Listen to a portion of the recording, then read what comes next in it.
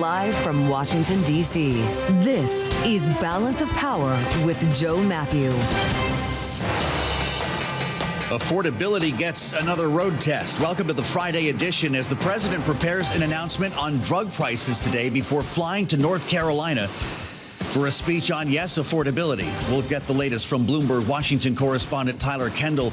And as we wait for the Epstein files to drop, that's also supposed to happen today, at least some of them. We're going to talk it out with former federal prosecutor Sarah Krissoff coming straight up, and with our political panel. They're with us for the hour, all after a look at Wall Street. We start with the Friday trade and Charlie Pellet at World Headquarters in New York. What do we have, Charlie? Right now, we got the best level of the day, very close to it, Joe Mathieu, with the S&P advancing 61 points right now. In fact, we are on track as of now for a winning week. On the week, the S&P is up 0.1%. Right now, the S&P is gaining 0.9%, up 61 at 68.35. Dow Industrials up 283, up by about 0.6%.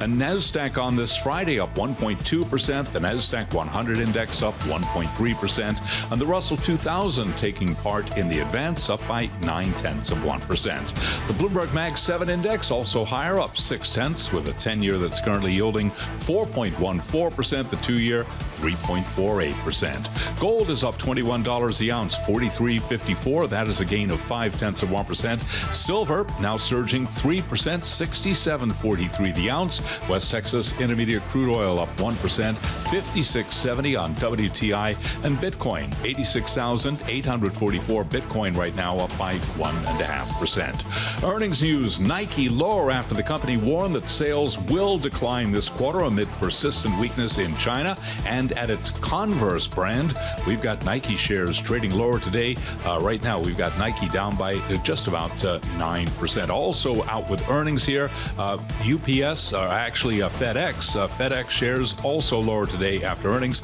FedEx right now trading lower, trading higher by 0.1%. UPS lower. It is down by 0.9%. So again, recapping: the Dow, the S&P, NASDAQ, all advancing. S&P up by 0.9%. Balance of Power, the Friday edition, continues right now. Back we go to Washington. Once again, your host here is Joe Mathieu. All right, Charlie, we thank you. Nice to see you on a Friday, and thanks for joining us on Balance of Power here on Bloomberg TV and radio. We expect to hear from the president at some point this hour. He was scheduled to be underway at the top of this hour with an event specific to drug prices. And you're going to hear us connect the dots here on the issue of affordability. That's at least what the White House wants us to be doing, with the president leaving the bubble later today to rally the troops on the issue of affordability in a rally in North Carolina. It's not going to be until much later, 9 p.m. Eastern time. We've got a full day of activities at the White House as we also wait for the Epstein files to drop. This is deadline day, and the Department of Justice has until midnight. Back to the issue of affordability. That's the conversation that's being provoked by the White House, and we spoke earlier today on Bloomberg TV and radio with the U.S. Trade Representative Jamieson Greer about what's the cause of the stubborn price inflation that we've seen specifically at the grocery store when it comes to foodstuffs. And we talked about this yesterday when the CPI report came out, whether it's meat or eggs, up dramatically over this time last year. Here's what Greer told us this morning.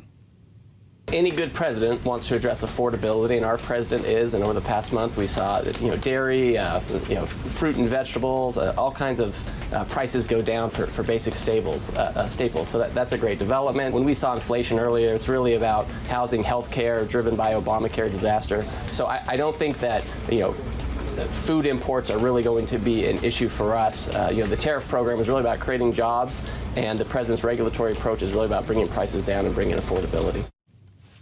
In a short time, the president will be, as I mentioned, making an announcement from the White House, and that's where we start with Bloomberg's Tyler Kendall, because these really are all the same story. Tyler, when the president talks about affordability, he frequently points to drug prices with deals with the likes of Pfizer and Lilly, this most favored nation status that they're receiving, as well as gas prices. The rest of the prices we're paying remain pretty stubborn. What's he going to say about this today? Right, exactly. It's no surprise that this event is happening to cap off a week where we really saw the White House try to refocus on the economy, retool that narrative amid what has been consistent polling showing that President Trump is losing ground when it comes to Americans' confidence in him. In his handling of the economy. We were talking about this last hour on this program, but you spoke earlier this week with Cliff Young of Ipsos, and he had a new poll out this week being cited widely that shows that Americans' approval of President Trump has now slipped to 39%. But really importantly, it's showing that his support among Republicans is eroding. And that's why you're seeing the White House really go out this week with a slew of initiatives, his primetime speech, and now this event on drug pricing. According to the White House press secretary, that's what this is going to focus on, lowering the cost of pharmaceuticals. There was some reporting out earlier today from Reuters that named those companies that could be here for a potential deal at the White House, including AbbVie, Bristol Myers, Gilead, and Merck. As you mentioned, President Trump had signed that executive order in May, urging the administration to negotiate on most favored nation drug pricing, essentially alleging that there are unfair trade practices here, that these companies are giving better rates to other countries. And the understanding has consistently been that if they can bring down the pricing, then these companies are ultimately going to get a tariff reprieve from the administration. Interesting. So he'll have something potentially new to talk about in North Carolina tonight. What's the plan here? He's going to Rocky Mount. He's stumping as well as campaigning. Well, and you know what's important about this area in North Carolina? This is North Carolina's first congressional district. It was newly redrawn. These are new maps in North Carolina, and this district had historically gone to Democrats, but now it looks like it will lean Republican. So it feels like we are so long away from next November, but everything really does have to do with the midterms. This is all about campaigning and reaching out to the voters in this area in a critical battleground state, now in a critical battleground district, potentially. But he's going for Whatley, right? Michael Whatley's running for Senate, and that's why they chose North Carolina, beyond its importance on the map in general. Right, exactly. This is going to be about down ballot races, because even though President Trump himself isn't on the ballot, this has a lot to do with his agenda going forward and whether or not he can get through initiatives like we saw him get through this year if Republicans don't maintain both chambers of Congress. But you're exactly right. This is the second stop in what's expected to be a domestic tour around the country on the issue of affordability. And that's really where the White House has tried to refocus the conversation. We were talking about it earlier, but in just the last 24 hours, Bloomberg News has a great story out on the terminal looking into just the list of policy initiatives released in the last 48 hours, right? Those checks that are going to service members, some gains for the cannabis industry, making the days around the Christmas holiday, federal holidays. There has been this retooling to talk about domestic policy amid what has been recent weeks really focused on foreign policy, right? We started this show for weeks talking about the U.S.-Venezuela tensions ratcheting up, what's happening with the talks in Ukraine. And it does appear that the administration wants to shift that narrative. Really something. It's a late speech, 9 p.m. Eastern time. And it's kind of interesting the way this is all going to pan out. And we're going to talk about this in just a moment here with Sarah Krissoff. But it's Epstein Day. The files are supposed to drop. We don't know when, right? But the DOJ has until midnight. So presumably the president could be on stage in North Carolina when this happens. Right. And there seems to be an understanding that they may come later in the day to go up against Friday news drop against the deadline. And we did hear from the Deputy Attorney General Todd Blanche earlier, who said that there are so many files that ultimately have to come out. We probably aren't going to get them all today. And you know, you've been talking about this. There's no enforcement mechanism to make sure that they do all come out, though it did seem that the administration was indicating that they're going to. And of course, this comes after Congress overwhelmingly passed that bill last month, compelling the DOJ to release all of these items. We should say it requires the release of unclassified investigative records, flight logs, travel documents, immunity deals, internal department communications, and papers. The list is really long here, but of course it poses a political headwind for President Trump that he hasn't really been able to get ahead of, and that's been dominating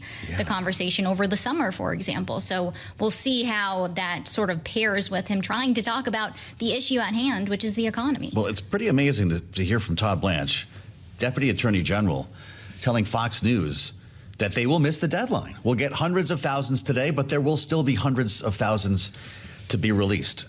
So they're not going to get this all done as mandated by law. No, and one of the other questions here is, of course, how the DOJ is going to invoke some of those exceptions. We know that there's exceptions to protect survivors. There's also exceptions here that officials can withhold any information if it's related to an ongoing investigation, which could be complicated by the fact that President Trump did direct the DOJ to launch investigations into alleged ties between Epstein and prominent Democrats. So maybe that could also impact the amount of files that we ultimately end up getting. At this point, we just don't know. It's wait and see. But as you said, the Deputy Attorney General is saying that we will get, quote, several 100,000 documents today. It's going to take us a while to go through them. No doubt. This is going to take the weekend. I suspect that headlines will be emerging throughout the weekend. Tyler, thank you so much. Bloomberg's Tyler Kendall helping to update us here in Washington. That sets the baseline for the hour. When the president speaks, we'll bring you to the White House for that news on drug pricing. And we're watching shares of all those pharmaceutical companies get a bit of a bid on this headline this morning. But we want to stick with the idea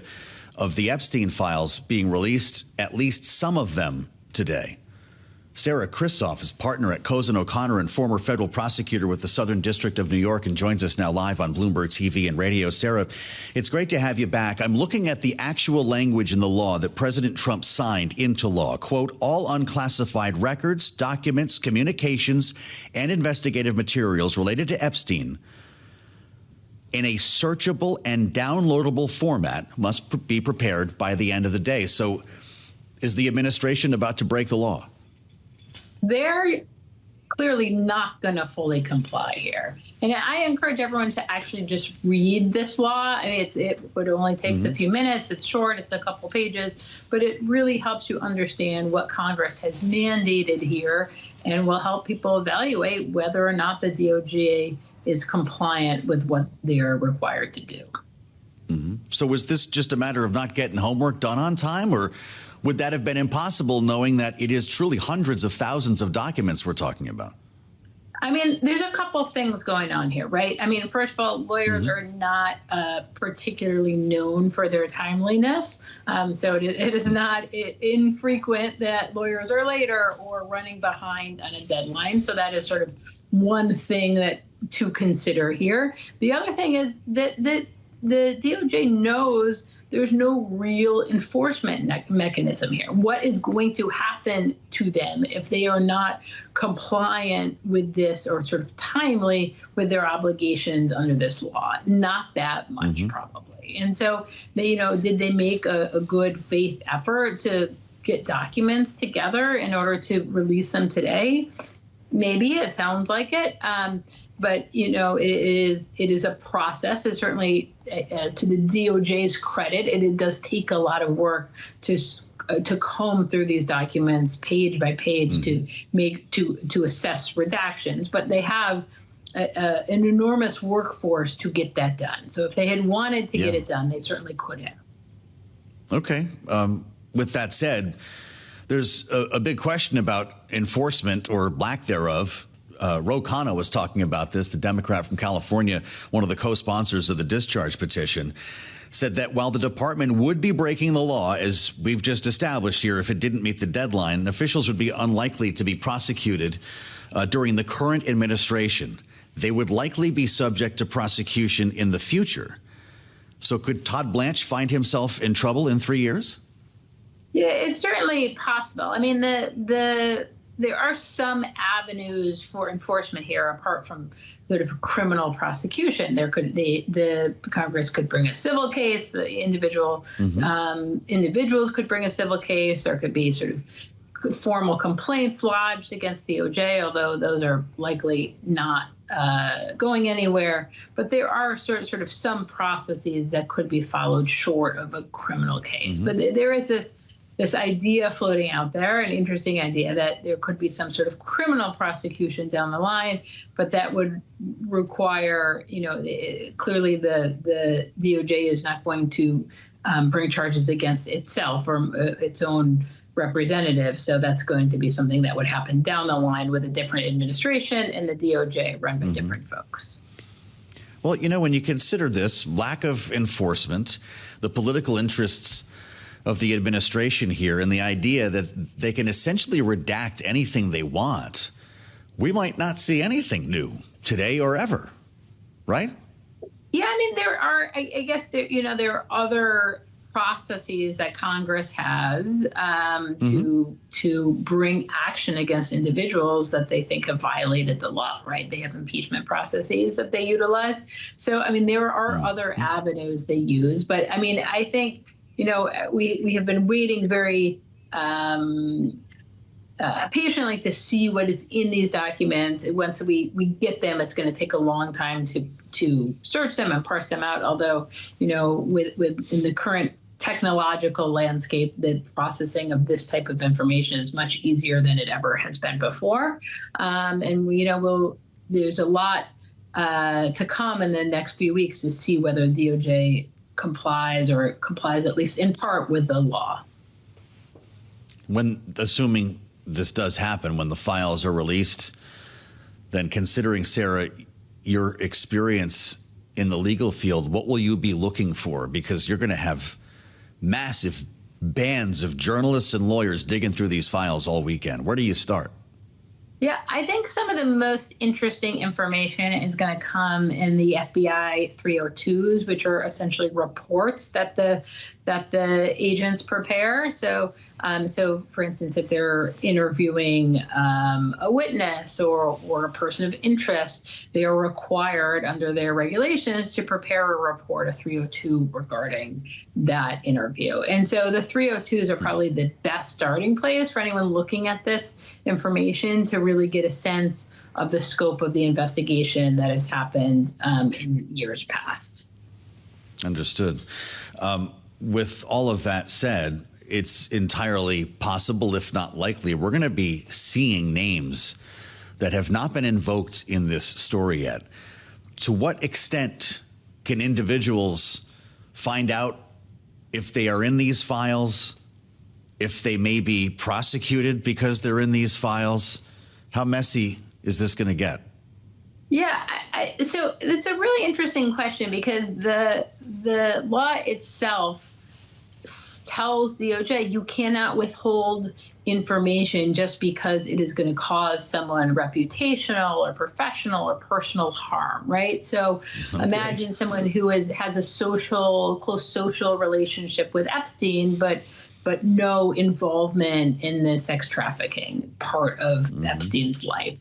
And so that person may be sort of impugned by the documents that are released, but really there is no basis to levy any criminal charges against that person. And that person was in fact, like, ignorant of the Epstein's involvement in the criminal activity. So those types of issues are really ones that we should consider and are important ones to think about, as particularly when we have, a situation like this where we're releasing investigative files. And I think that sort of precise situation is the reason it is so unusual and to release investigative files.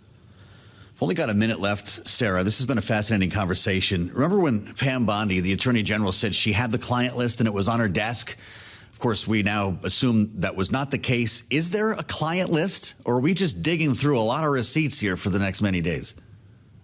Yeah, I don't think we're going to see anything like that. I mean, and I think if some sort of very delineated list was there, we would have known about it before this point, right? We had the years-long Epstein conversation and the Maxwell investigation. We would have seen it before. Right. We haven't seen it yet.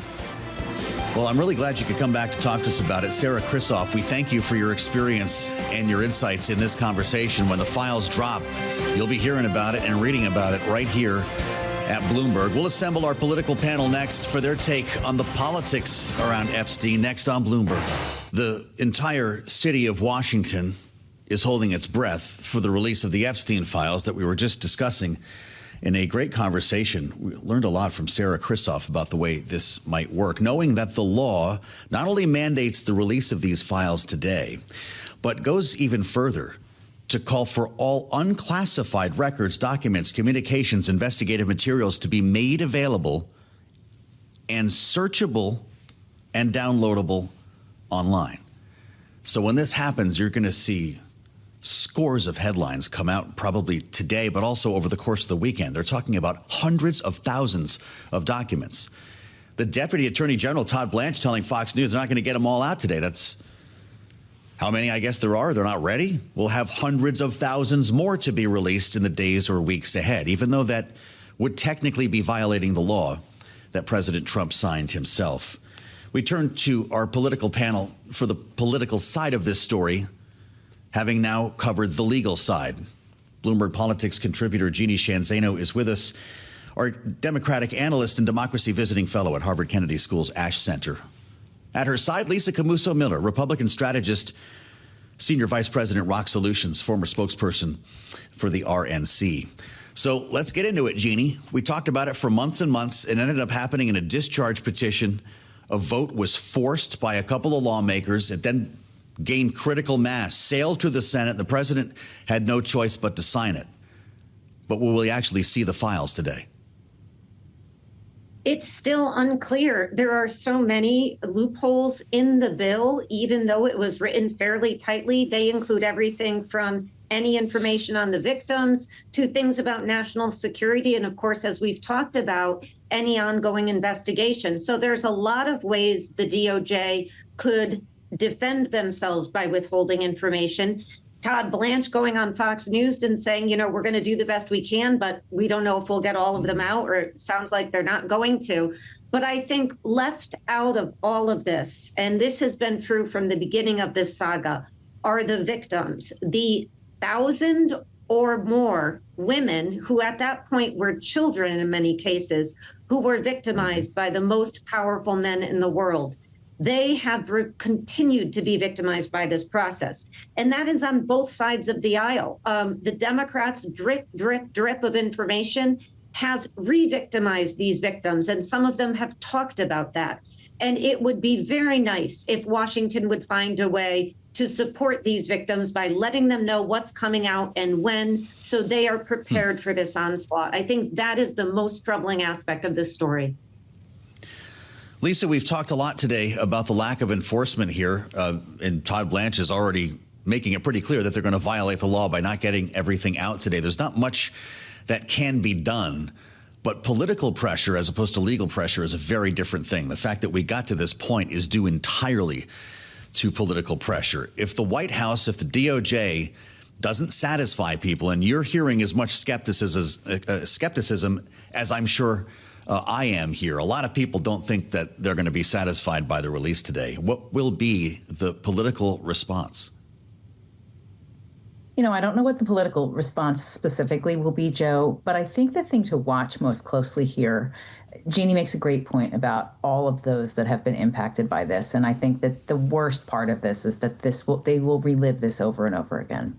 Politically speaking, Joe, what really does an incredible amount of harm is to all of those vulnerable members of Congress who have no response to what is about to happen, because the White House has given almost no guidance to those members about what it is that's about to happen. So there is an intense and very strong unhappiness amongst elected officials out in those vulnerable districts, feeling very much without any preparation, any understanding of what is about to occur, and not having the right words to say when this information does become available. So it's going to be incredibly corrosive for hundreds of people that will be affected. But overall, there will be questions, there will be no answers, and it'll be a lot more confusion for an issue that really, really deserves to be settled and solved and resolved for so many. Well, that sounds like a disappointment, Jeanne. Should people prepare to be disappointed? I mean, the whole thing is incredibly sad, but I think there are heroes in this story. Number one, these victims who for decades have gone against the odds to report on the most horrendous things that can be done to a person and who kept after it. Of course, the congressmen and women who pushed against their own political, with their own political future at stake to get these released. And of course, also reporters like Julie K. Brown of the Miami Herald and so many others who have made sure that they were going to be on this case. And those reporters who are on a Friday night tonight waiting to see these releases so they can pour over them. I mean, so there are really good and positive aspects of this. And I would also include those people in MAGA and elsewhere who wouldn't let this rest. So, we see a lot of positive aspects of this, but I think the negative parts are so glaring, and they mostly have to do with elected officials and on both sides of the aisle who have not only committed these crimes, but turned a blind eye to others who did and have not been willing now to abide by law and get these out immediately and in the interests of these victims. So I think there's a positive, there's a negative, but I think the most important thing is that we remember the thousands of victims here who are reliving this as we wait for this to drop today. Well, I appreciate you're returning to that point, Jeanne. And I'm, as someone who worked in a former Republican speaker's office, Lisa, I'm curious your thoughts about the conversations that took place with Mike Johnson, knowing that there were so many members who wanted this. There were so many folks in the MAGA community who demanded it. It's partly why Donald Trump was looked at the way he was in the campaign, because they thought he would be the only one to actually do this. And the fact of the matter is Mike Johnson resisted this till the very end. It required a discharge petition to go around the speaker's office and bring it to the floor. Then suddenly everybody was on board and it cruised right through the Senate, as I mentioned earlier. Nothing seems to get done without a discharge petition now, Lisa. Will Mike Johnson regret that decision? It's really hard to tell, Joe. This speaker himself has been incredibly cooperative and has worked really hard to work in close tandem with the White House for a variety of reasons. It's very difficult for him because of the slim margin that he represents in the House on the Republican side to really get anything done without that kind of very close connection and very close coordination with the White House. But to me, my understanding is that there has been very little guidance, very little information shared from the administration into the Republican conference or any elected officials. The other cynicism I have here, Joe, is that it feels to me like this is going to be a lot of waiting and a lot of anticipating for something that ultimately will not reveal enough information for some actual stories to hit. And so maybe I am the cynic of Washington, D.C. today, but I don't expect this to be as explosive and explosionary, or whatever the word is that you use for this Epstein. I think that this will be the kind of thing that will be a great big buildup to a great big nothing when it all comes to be in the light of day. And not because there aren't people that are guilty, but the way that is revealed and the way that it's rolled out, that it becomes less of a story because of the way that it has been handled. To your original point that who knows how much will really be offered up today. Spoken like someone who's been around Washington for a minute. Jeanne, the president's going to be on stage tonight. He's going to be in North Carolina, 9 p.m. Eastern time. If this is some kind of Friday night news dump, it'd be the ultimate Friday night news dump, I guess. And the later this goes, I guess later people are going to be up sorting through these files. Does he have to mention this? I mean, would you consider the dynamic of him in front of thousands of people when these headlines break? Yeah, I mean, you're hard-pressed to imagine what he would say about it beyond what he's already said. And what he has already said has been pretty frustrating, again, for the victims. I mean, these victims asked to go to the White House when he signed the bill in recognition from the White House and the president that they were indeed victimized. Instead, he did it in the middle of the night. And then he politicized it, focusing on the Democrats who were perpetrators. And certainly there are enough of those. So I can't imagine he's going to say anything that will satisfy the people who have pushed for so long and so hard to get these out. That's going to satisfy them. I think what there is a concern about is that he's going to try to counter program this by saying something outrageous or doing something outrageous. You know, you're hard pressed to know, but it is quite a Friday night that he's speaking at 9 p.m. And at this point, it looks like we may not even get this document done until around that time. Well, they could wait till he's off the stage, I suppose, too. And I can't imagine he's going to be gaggling with reporters after the fact. There aren't going to be any binders released today, it looks like, Lisa, but it could, in fact, take the weekend, to your point, for any real news to come out here. That could be confusing for some people as well. But as a communications expert in our last moment, I wonder, for the RNC, which you used to speak for, or the administration, do they need to have a deliberate response prepared for when this breaks? Ordinarily, yes, that would be exactly what we would be doing and preparing. I'm reflecting on this week alone, Joe. The president himself said some pretty unpopular and unsympathetic things about a horrible, horrible tragedy that happened in California. And 2 days later, a very revealing report came through from Vanity Fair. So this administration is really good at dodging all of that kind of information over and over again. Pretty amazing to see Susie Wiles tell Vanity Fair she's read the documents. Trump's name is in them, but there was no illegal activity. Jeanne, Zaino, Lisa Camooso Miller, great panel. Thank you both for your insights as we wait for the files to drop. This is Bloomberg.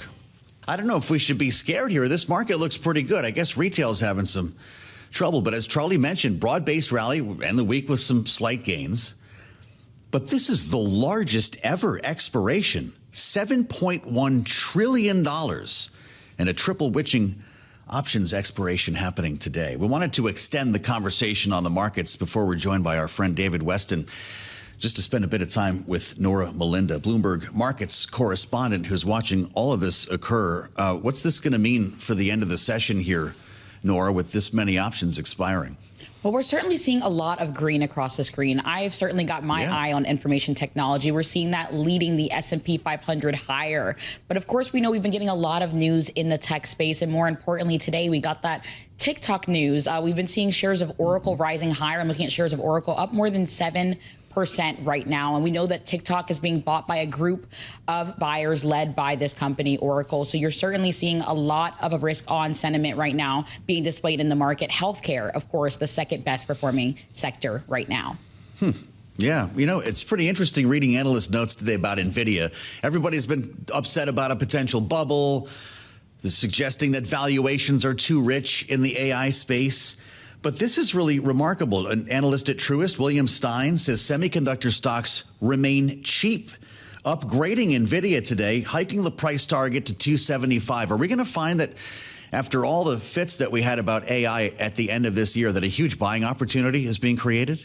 Well, I'm looking at the NASDAQ 100 right now, on pace to end the year up about 21% so far this year. And when we think about a broader potential AI bubble, people are really just fixated on whether or not current market valuations in the tech space are enough to justify further returns as we think about the future and whether or not they're actually going to be able to see all the money being poured into the sector actually paying off. So that still remains at top of mind for a lot of investors when we think about speculative names. But you really are seeing the majority of these tech stocks still buoying the market higher, as we've seen in really recent years, Joe.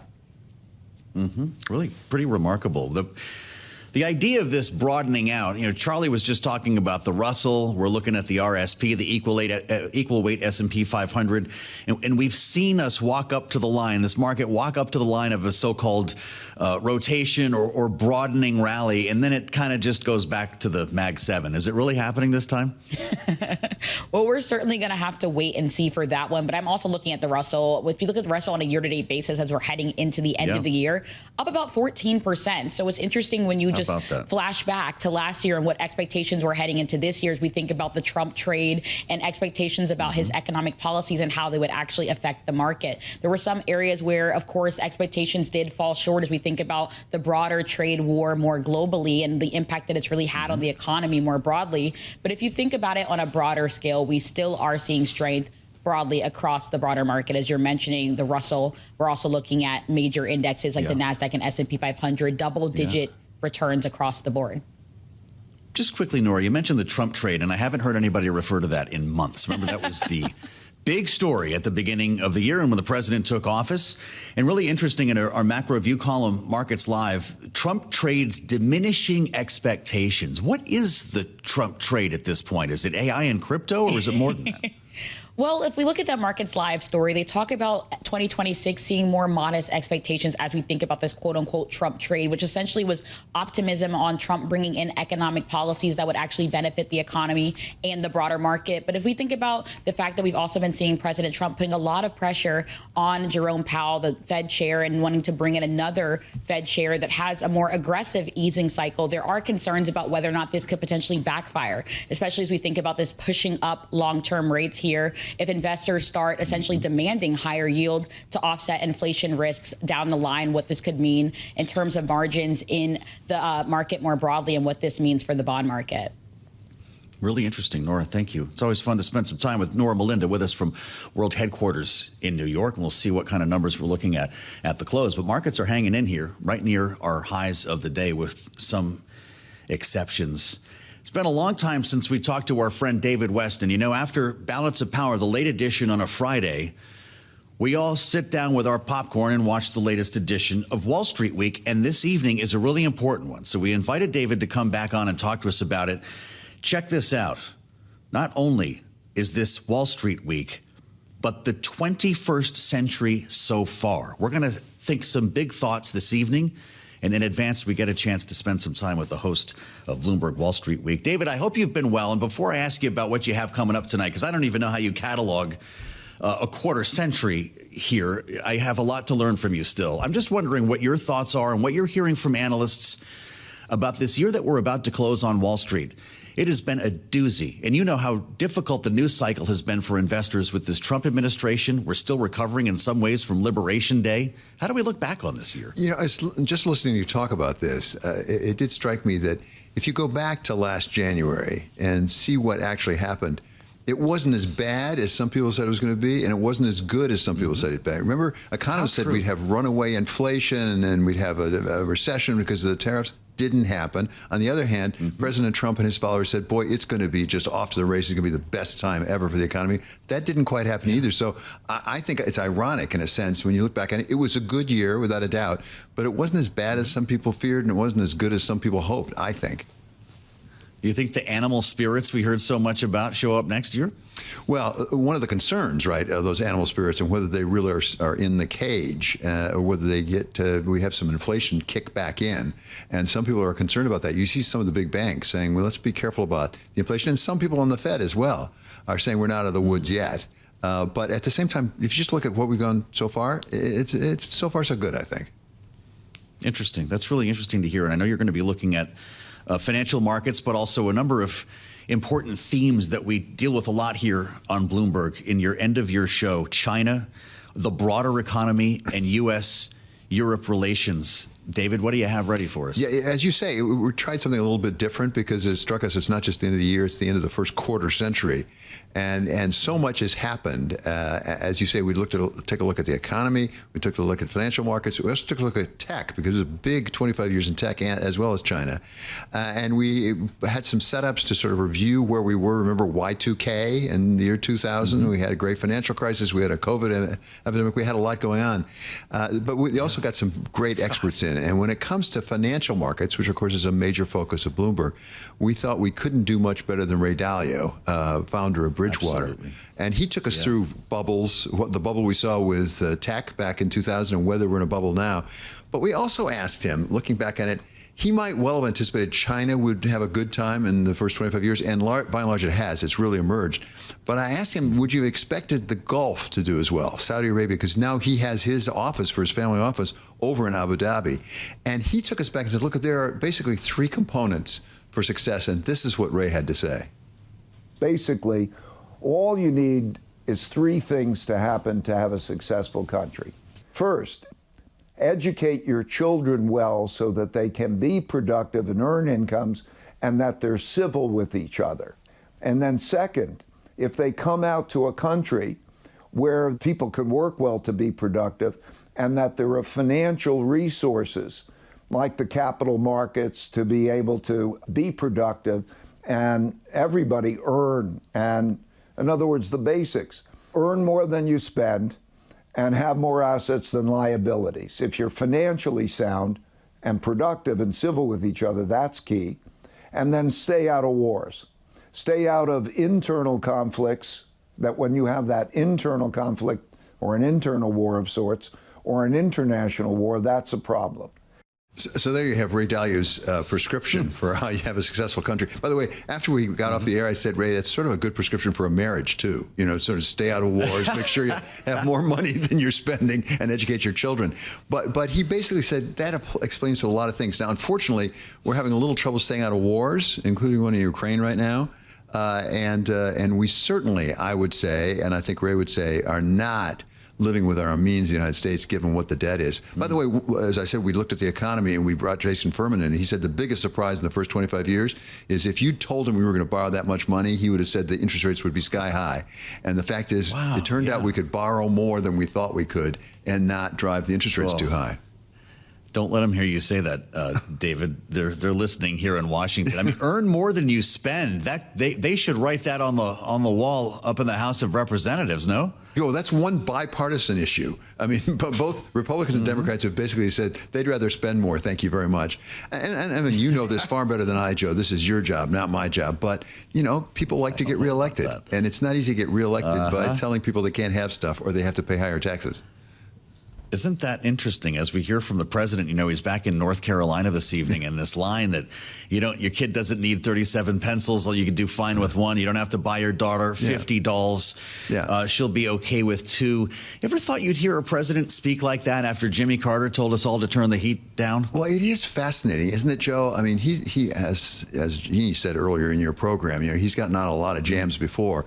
But it is interesting to hear both that, saying you should put up with less goods, but also saying affordability is a hoax.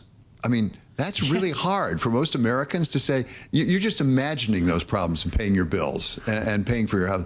It's just an interesting political strategy to say, no, I know better than you do. The economy is A. How many pluses did he have to the A? A lot. And so I think there were 5. Yeah, you're just confused out there, all you voters. I mean, it may work. He's brought other things to pass that I never would have predicted. But boy, it's an interesting strategy.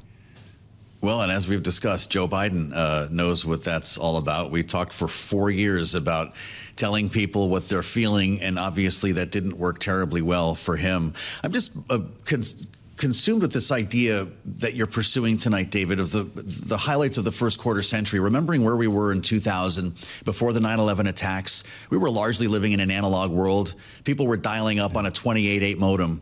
And when you fast forward to where we are now with this AI race and a technology that's evolving more quickly than we can seem to get our arms around it, what will the next 25 years look like? Well, I think one thing everybody we talk to would agree, we don't know. I mean, we don't know where AI may take us. We know we're borrowing an awful lot of money, and we're investing a lot of money in it.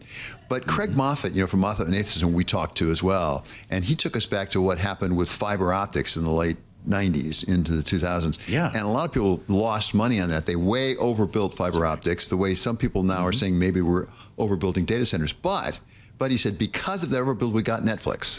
We got some really profound changes because there was too much capacity to send data down fiber optic lines. And he saying that could well happen with AI. He said this is the biggest transformation he's ever seen in his life.